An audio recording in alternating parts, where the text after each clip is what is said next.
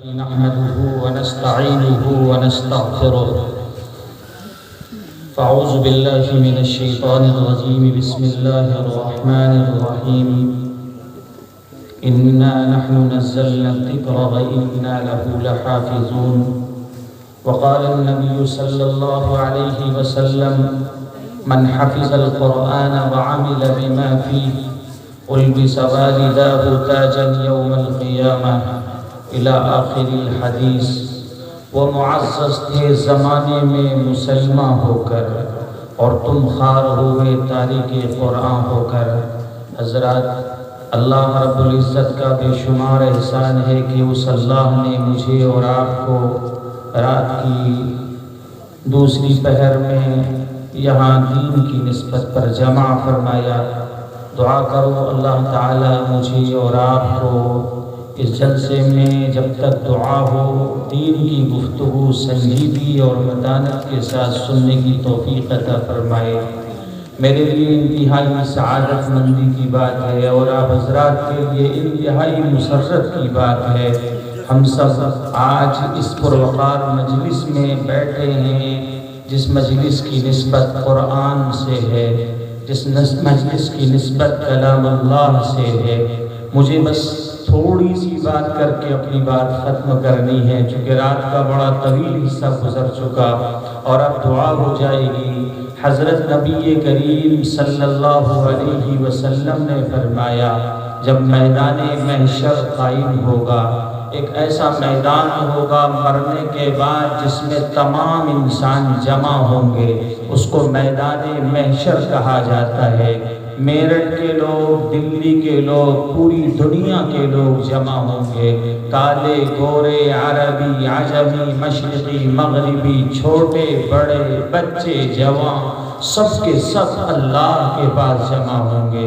پھر اللہ پھر اللہ پھر اللہ پھر اللہ اپنے نیک بندوں کو اچھی جگہ دے گا اور جو لوگ گناہ کریں گے اس کے لیے جہنم طے فرمائیں گے۔ اس میدان محشر میں اللہ من حفظ القرآن حضرت نبی کریم نے فرمایا جس نے قرآن کو یاد کر لیا۔ مجھے یہ حدیث اس لیے یاد آئی، یہ چھوٹے چھوٹے 5 بچے جو نظر آ رہے ہیں ہمارے سامنے، یہ وہ دولہا ہیں جو کل میدان محشر میں جن کی گردنیں بہت اونچی ہوں گی، جن کی ٹوپیوں کو دنیا نہیں سارا زمانہ دیکھے گا، جن کی پگڑیاں چمکدار ہوں گی۔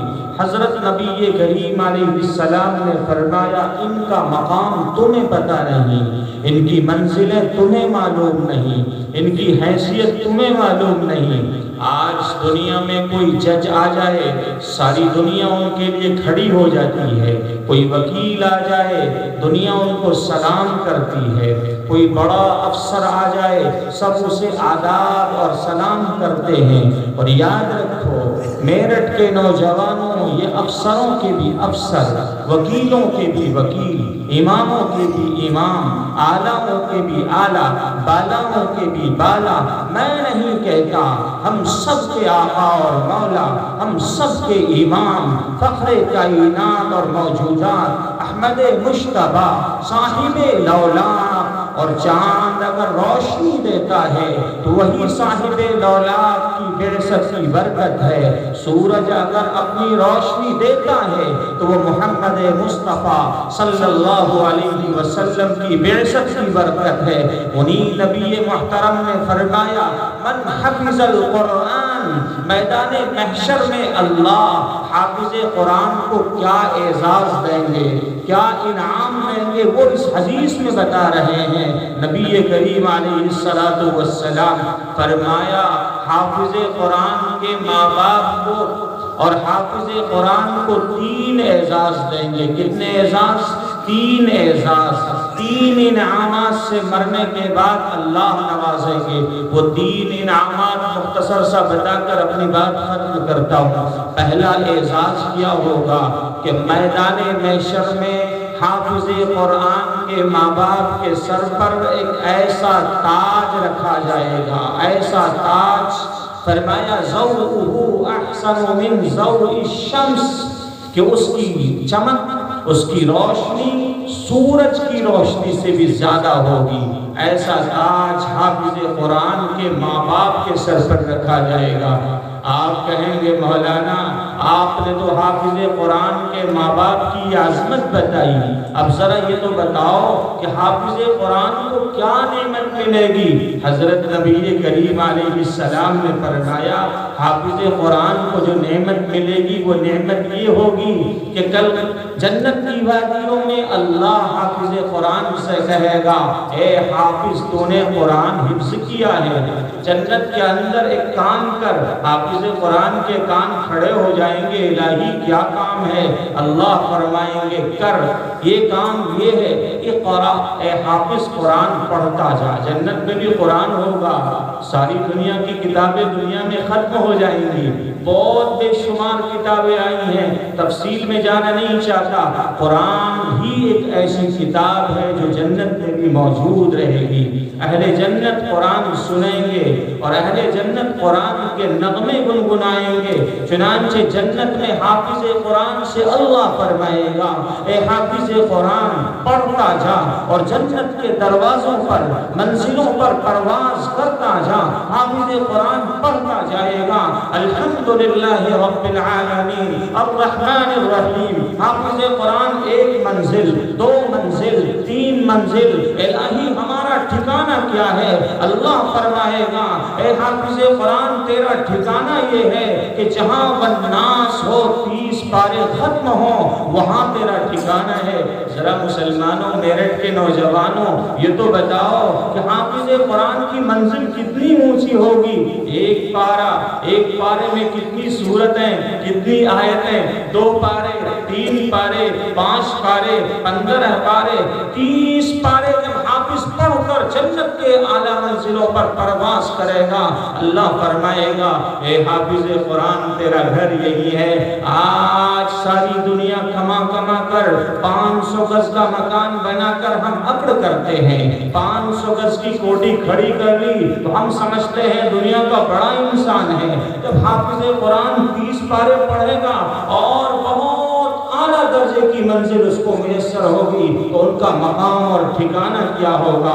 بڑے بڑے رؤساء، بڑے بڑے مالدار، بڑے بڑے زمیندار کہیں گے الہی یہ کس کا بچہ ہے؟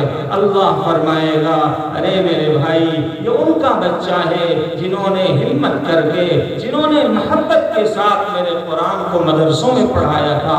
آج افسوس کی بات میں تمہیں بتا دوں میرے والوں، کوئی اور قرآن کا مخالف نہیں ہے، مسلمان خود قرآن کے مخالف ہیں۔ ہمارے گھروں میں قرآن رکھا ہوا ہے، سال بیت جاتے قرآن پر دیمک لگ جاتے ہیں، سال بیت جاتے ہمیں سورہ فاتحہ پڑھنے کی توفیق نہیں مل جاتی، ہمیں سورہ فاتحہ پڑھنے کا موقع نہیں ملتا۔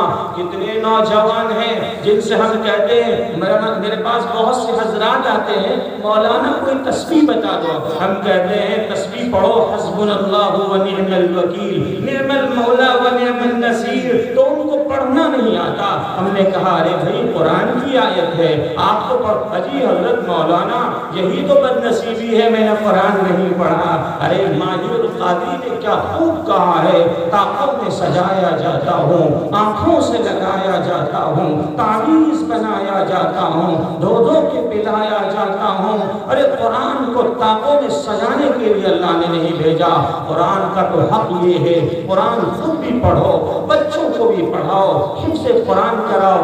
میں دلی کے اندر ایک چھوٹا سا مکتب چلاتا ہوں، بہت سے مدرسوں میں قرآن خوانی کا نظام ہے۔ میں چند منٹ آپ کو بس مختصر سی بتا کر اپنی بات کرتا ہوں، توجہ ہے میری طرف، دیکھ رہے ہو نا، سمجھ میں آ رہی بات؟ یا مائک کی آواز کم کرا دوں؟ بہت سے مدرسوں میں قرآن خوانی کا اہتمام اور انتظام ہوتا ہے۔ مدرسے کے معصوم بچے بہار سے چل کر آئے، یو پی اور بنارس اور بنگال سے چل کر آئے، ان کو قرآن کے پارے تھما دیے جاتے ہیں۔ یہ گلیوں چوراہوں نکروں پر بیٹھ کر ایسا لگتا ہے کہ بھیک منگے ہیں۔ شرم آنی چاہیے ان مسلمانوں پر جو مہمان رسول، ان کا وہ مقام جس کو نبی نے فرمایا کہ میدان محشر میں اگر کسی کی گردن اونچی ہوگی ہوگی تو ان حفاظ کی گردن اونچی ہوگی. جنت میں کسی کا مقام ہوگا ان قرآن پڑھنے والوں کا مقام ہوگا. جنت میں کسی کا اعزاز، کسی کو اعزاز سے نوازا جائے گا تو انہی معصوم بچوں کو نوازا جائے گا. آج ہم گلیوں میں قرآن کے نسخے دے دے کر ان بچوں کو کہاں بٹھاتے ہیں معلوم ہے؟ نیچے بٹھا کر قرآن پڑھاتے ہیں اور میاں جی تھوڑا سا کھانا دے کر ایسا لگتا ہے ہم نے بڑا کمال کر دیا. میرے پاس آتے ہیں مولانا قرآن خوانی کرانی ہے. میں نے کہا مسلمان ہیں، قرآن خوانی یہ بچے خود اپنے گھروں میں کریں گے اور تم خود اپنے گھروں میں قرآن پڑھو، قرآن خوانی کرو. یہ کیا نظام ہے میاں؟ سال میں ایک مرتبہ قرآن خوانی کرا لی، تم نے قرآن کو طاقوں میں رکھ دیا، قرآن پر دیمک لگ گیا. یاد رکھو میرٹھ کے نوجوانوں، قرآن تمہارے اوپر لعنت کرتا ہے اور جس گھر میں قرآن لعنت کرے وہ گھر برباد ہو جاتا ہے. آج سے ارادے کرو گے انشاءاللہ ہم قرآن ہر روز پڑھیں گے. تین قرآن کے حقوق بتا دوں گا مختصر لفظوں میں، اس کے بعد اپنی بات ختم کر دوں گا. حضرت نے فرمایا، کون سے حضرت؟ کیا حضرت مفتی ایاز نے فرمایا؟ کون سے حضرت؟ کیا مولانا مشہور جمالی صاحب نے فرمایا؟ نہیں نہیں نہیں نہیں نہیں نہیں. ارے صحت الشجر نطق الحجر شق القمر بإشارته. ابھی فیصل صاحب نے جو اشعار پڑھے میرا دل پھٹتا گیا.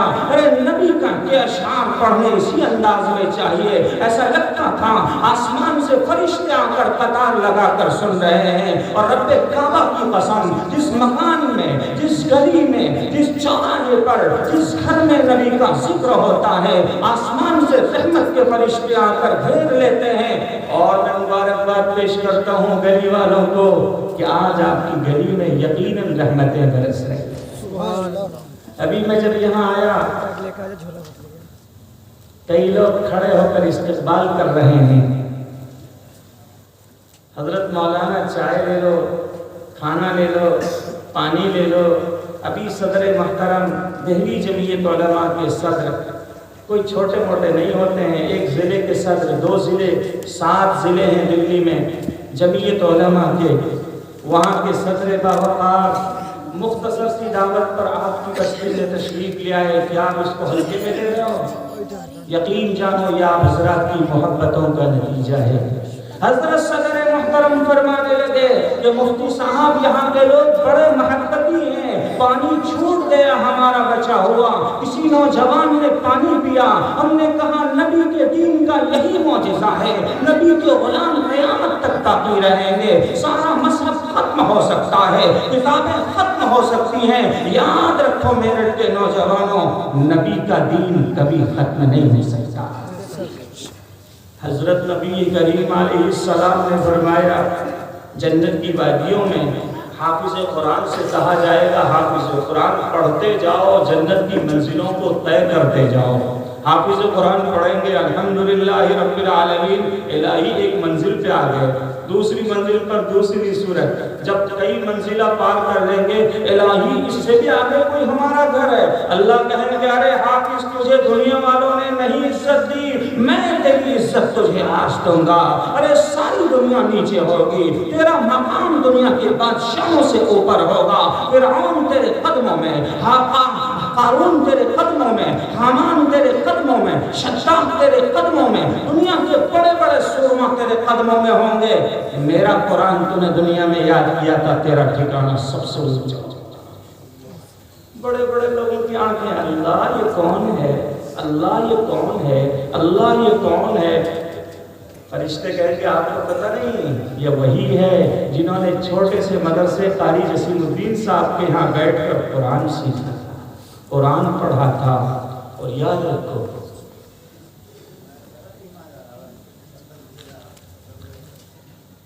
یہ قرآن جو بھی یاد کرتا ہے اس کو یاد ہو جاتا ہے. بچے یاد کریں، جوان یاد کریں، بوڑھے یاد کریں، ان کو الحمدللہ قرآن حکیم یاد ہو جاتا ہے. قرآن کی تیسری فضیلت حضرت نبی کریم علیہ السلام جو حافظ قرآن کی بتائی وہ یہ ہے کہ حافظ قرآن کو اللہ ایک تیسرا انعام دیں گے جو بڑا قیمتی انعام ہے. وہ بڑے توجہ سے سننا، وہ قیمتی انعام کیا ہے. میدان محشر میں اللہ حافظ قرآن سے کہے گا اے حافظ قرآن ذرا ادھر آ۔ حافظ قرآن تشریف لائیں گے، اللہ کہیں گے تیرا گھر بھی بہت اونچا ہو گیا، جنت کی منزلیں بہت اونچی پرواز کر گئے تم، تجھے بہت سی انعامات سے نواز دیا گیا، تیرے ماں باپ کے سر پر تاج بھی دے دیا گیا، اب تجھے ایک اور نعمت دیتا ہوں۔ حافظ قرآن کہیں گے بچے اللہ کیا نعمت ہے؟ اللہ کہیں گے ایسا ہے میں آج تجھے ایک اختیار دیتا ہوں، وہ اختیار یہ ہے کہ تمہارے خاندان میں 10 وہ لوگ جن پر میں نے جہنم واجب کر دی، کیا کر دی بولو؟ جہنم واجب کر دی۔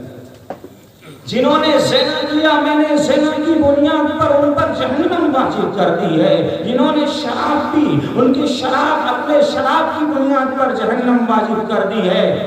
میں تجھے اختیار دیتا ہوں، تو جس کی انگلی پکڑے گا تجھے اختیار ہوگا کہ اس کو جنت لے جائے۔ حافظ قرآن کو یہ اللہ اعزاز دے گا، وہ جنت کے اندر 10 ایسے آدمیوں کو انگلی پکڑ کر لے جائیں گے جن پر جہنم واجب ہوگی۔ میرٹھ والوں بڑی توجہ سے سننا، ان خوش نصیبوں میں آپ بھی ہو، اس لیے کہ آپ نے حفاظ کے پڑھنے کے لیے چندہ دیا ہے۔ حدیث میں آیا ہے کہ انشاءاللہ آپ کی بھی بخشش ہو۔ قرآن کے 3 حقوق ہیں، اس کو بتا دوں اپنی بات ختم کرتا ہوں۔ قرآن کے کتنے حق ہیں بولو؟ 3 حق ہیں، بس مختصر بتا رہا ہوں۔ پہلا حق کیا ہے کہ قرآن حکیم مسلمان پڑھے، کیا حق ہے؟ اور یاد رکھو جب کسی کا کوئی حق ہو اور وہ ادا نہ کرے تو اللہ وہ نعمت چھین لیتا ہے۔ کیا کر لیتا ہے؟ چھین لیتا ہے۔ قرآن کا پہلا حق ہے کہ جب مسلمان قرآن کو لے تو قرآن کی روزانہ تلاوت کرے۔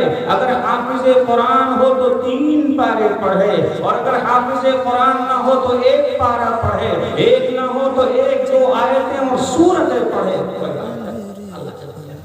اور قرآن کا دوسرا حق ہے کہ اس کے معانی اور مفاہیم اور ترجمے کو سمجھے۔ آپ حضرات ماشاءاللہ قرآن پڑھ چکے لیکن ترجمہ نہیں جانتے، آپ پر لازم ہے کہ قرآن سمجھو، قرآن کہتا کیا ہے۔ الحمدللہ رب العالمین پڑھ تو لیا، معانی سمجھ میں نہیں آ رہا ہے میاں جی، اس کو کون سمجھے گا؟ انہی مدرسوں میں آ کر تمہیں سمجھنا پڑے گا۔ حضرت مولانا قاری جسیم ذرا یہ تو بتاؤ الحمدللہ کا معنی کیا ہے؟ علماء کی جوتیاں سیدھی کرو، مدرسوں کے دروازوں کو کھولو، جھاڑو لگاؤ، اس کے قلم کو صاف کرو، اپنی کمائی کا تھوڑا حصہ ان مدرسوں میں خرچ کرو۔ رب کعبہ کی قسم دنیا کے جھمیلوں سے نکل کر یہاں سکون ملے گا، اور جب آنکھ تمہاری بند ہو جائے گی سارے دشمن تمہارے ختم ہو جائیں گے، دوست تمہارے چھوڑ جائیں گے۔ میں نہیں کہتا، قرآن کہتا ہے یوم یفر المرء من اخیہ وامہ وابیہ، میدان محشر کے اندر سارا زمانہ چھوڑ جائے گا، اگر کام آئے گا تو یہی قرآن پڑھنا پڑھانا کا۔ قرآن کا تیسرا حق کیا ہے؟ قرآن کا تیسرا حق ہے کہ قرآن پر عمل کیا جائے۔ کیا کیا جائے بولو؟ عمل کیا جائے۔ قرآن کہتا ہے کہ ہم داڑھی رکھیں، انشاءاللہ داڑھی رکھو گے؟ آئے ہائے میاں یہ سوچتے ہیں 26 سال کی عمر ہے میں بچا ہوا ہوں، ارے پتہ کچھ نہیں کرونا میں کتنے چلے گئے۔ میاں یہ سوچتے ہیں 40 سال اب شاید 60 سال ہو جائے گی، میں نے 40 کو بھی بہت کو کندھائی ہاتھوں سے دیا ہے۔ قسم رب نے کہا کہ ابھی 2-3 ہفتے پہلے ہسپتال پہنچا، معصوم بچے کی طبیعت خراب تھی، ان آنکھوں میں آنسو آ گئے۔ میں نے کہا الہی تیرا غصہ جوش میں آ چکا ہے، تیرا غضب جوش میں آ چکا ہے، الہی معاف فرما دے۔ معصوم بچے بیمار ہیں، کوئی کینسر کے مریض ہیں، کوئی کسی چیز کے مریض ہیں، کسی کا گردہ خراب ہو گیا۔ ارے پہلے کسی زمانے میں ہم نے سنا تھا کہ 60 سال کا آدمی اس کے گردے خراب ہوتے ہیں، 2 سال کے بچوں کے گردے خراب ہو رہے ہیں۔ جب رب کا غصہ جوش میں آتا ہے، جب قرآن کو پیروں سے روندا جاتا ہے، جب مدارس کے دروازوں پر گالیاں دی جاتی ہیں، جب مسجدوں میں غیبت کی جاتی ہے، جب علماء کی بے حرمتی کی جاتی ہے، جب جلسوں میں آنا بند کر دیتے ہو، جب جماعتوں میں جانا بند کر دیتے ہو، جب معصوم بچوں پر شفقت چھوڑ دیتے ہو، ماں کی ممتا چھوٹ جاتی ہے، زنا عام ہو جاتی ہے، شراب پینا عام ہو جاتا ہے، علماء کی ناقدری ہوتی ہے، یاد رکھو میرے کے نوجوانوں وہاں عذاب آنا شروع ہو جاتا ہے۔ یہ بیماریاں کیوں آ رہی ہیں؟ اس لیے کہ اللہ ناراض ہے۔ اللہ کو راضی کرو گے، قرآن پر عمل کرو گے، لیکن آپ لوگ بڑے مبارکباد کے مستحق، میں تعریف نہیں کرتا کسی کی، آپ حضرات رات کے 1:15 بج رہے ہیں، اب بھی بیٹھے ہو، اللہ ہم سب کو بیٹھنے کو قبول فرمائے۔ کہاں گئے ہمارے قاری نسیم صاحب؟ موجود ہیں یہ نوجوان، اللہ اس نوجوان کی عمر میں برکت فرمائے۔ میں تعریف نہیں کرتا، میرے پاس بہت علماء کے فون آتے ہیں، شاید آپ کو یقین بھی آتا ہوگا، لیکن میں صرف ان کی محبت میں آیا ہوں۔ یہ علماء سے بڑی محبت رکھنے والے نوجوان ہیں، عمر میں زیادہ نہیں، لیکن اللہ کا فضل ہے اس آدمی کے سینے میں قرآن کی محبت موجود ہے۔ حضرت مولانا بلال صاحب دامت برکاتہم بہت بڑے بزرگ ہیں، قاری صاحب نے ان کی تاریخ لی، اچانک ابھی 2-3 دن پہلے حضرت کا کوئی عذر پیش آیا، حضرت تشریف نہیں لائے، لیکن یاد رکھو شہر میرٹھ والوں، آپ بڑے خوش نصیب ہیں، آپ کے جلسے میں وہ ہستی تشریف لائی ہیں، قسم خدا کی جن کا دیکھنا بھی عبادت ہے۔ کیا ہے؟ جن کا دیکھنا بھی عبادت ہے۔ دلی کے اندر ایک بہت عظیم ادارہ، اس دلی کے اندر آزادی سے پہلے 1000 مدرسے تھے۔ کتنے بولو؟ 1000 مدرسے تھے۔ انہی مدرسوں میں ایک بڑا ادارہ ہے جامعہ عربیہ عالیہ فتح پوری۔ کیا ہے؟ جامعہ عالیہ عربیہ فتح پوری، بہت بڑا ادارہ ہے، آپ نے نام بھی سنا ہوگا۔ وہاں کے استاذ حدیث، استاذ الاساتذہ، اور آپ نے ایک بہت بڑے بزرگ کا نام سنا ہوگا، حضرت مولانا سید حسین احمد مدنی نور اللہ مرکزہ، جنہوں نے انگریزوں کو آنکھ دکھا کر یہ کہا تھا، اے انگریزوں کھلونا سمجھ کر نہ برباد کرنا کہ ہم بھی کسی کے بنائے ہوئے ہیں۔ فرنگی کی فوجوں میں حرمت کے فتوے سرے دھار چڑھ کر بھی گائے ہوئے ہیں، اور ان کے بیٹے نے آج حق ادا کر دیا۔ ابھی رام لیلا گراؤنڈ کے اندر کچھ دن پہلے ایک عظیم اجتماع ہوا، آپ میں سے بعض لوگ تشریف لے گئے، انہوں نے ہندو مسلمان کی ایکتا پر زبردست تقریر فرمائی اور ملک کو جھنجھوڑا اور فرمایا اگر اس ملک میں ہندو اور مسلمان ایک ساتھ نہیں رہیں گے تو ملک کا تانا بانا ختم ہو جائے گا، ملک مٹیا میل ہو جائے گا، ملک کی وحدانیت ختم ہو جائے گی۔ انہوں نے ایک بات بھی فرمائی کہ اس ملک میں اگر سب سے پہلے کوئی آئے ہیں تو حضرت آدم علیہ السلام تشریف لائے ہیں، جو اللہ کے نبی ہیں۔ یہ اس شیر ور کی آواز ہے جن کا نام حضرت مولانا ارشد مدنی ہے۔ انہی کے نور نظر، انہی کے بہت اخص الخاص دہلی جمعیت علماء کے صدر باوقار حضرت مولانا مسلم صاحب آپ کے اس جلسے میں تشریف لائے، میری آنکھیں بھر گئیں۔ حضرت یہاں تشریف لائے، مبارکباد کے مستحق ہو آپ سب کے سب۔ آپ کے شہر میں، آپ کے دیار میں وہ ہستی تشریف لائی ہیں۔ چونکہ رات زیادہ ہو گئی، میں 12 بجے کے بعد تقریر بالکل نہیں کرتا۔ حضرت قاری صاحب کا چونکہ جلسہ تھا، اپنا جلسہ سمجھ کر اور آپ حضرات کی محبتوں کو دیکھ کر چند منٹیں آپ کا وقت میں نے ضائع کیا ہے۔ اللہ سے دعا کرتا ہوں کبھی اگلے سال اگر حاضری ہوئی، ابھی شب برات کا جلسہ بھی ہے، اس میں بھی آنا تھا، لیکن اب کیا نظام ملتا ہے وہ بات کی بات ہے۔ 12 پر اگر آنا ہوا تو ٹھیک ہے، اب دعا کرو اللہ تعالیٰ مجھے اور آپ کو کہنے سے زیادہ عمل کی توفیق عطا فرمائے۔ ایک شعر کے ساتھ اپنی بات ختم کرتا ہوں، اپنے من میں ڈوب کر پاجا سراغ زندگی، تو اگر میرا نہ بنتا تو نہ بن، اپنا تو بن، آخر دعوانا الحمدللہ۔ ماشاءاللہ، جزاک اللہ خیر الجزا۔ تو آئیے دوستو، اب میں